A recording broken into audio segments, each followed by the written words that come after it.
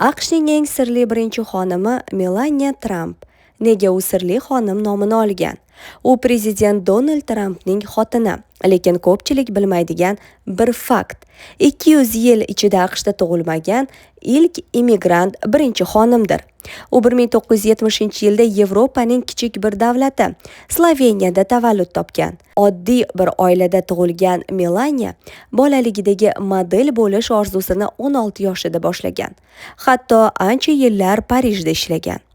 Qanday qilib u AQSh siyosatining asosiy kuchlaridan biriga aylangan? 26 yoshida Nyu-Yorkda yashay boshlagan Melaniya aynan talant vizasi orqali Amerikaga kelgan immigrant. U Donald Trampni 1998-yilda bir tadbirda uchratib qoladi va Tramp janoblariga telefon raqamini berishdan bosh tortadi.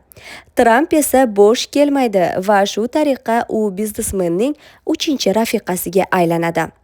Uning sirliligi sababi esa intervyularni kam beradi, shaxsiy hayotini deyarli ochiqlamaydi.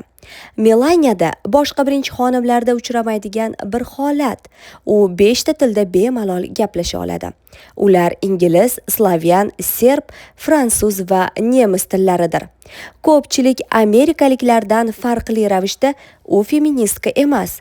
Har doim onalikni va bekalikni birinchi o'ringa qo'yadi. Melaniya siyosiy jabhalarda deyarli ko'rinmaydi va bu holat esa ommada u baxtsiz degan fikrni uyg'otgan. Nima deb o'ylaysiz? Oq uy malikasi rostdan baxtsizmi?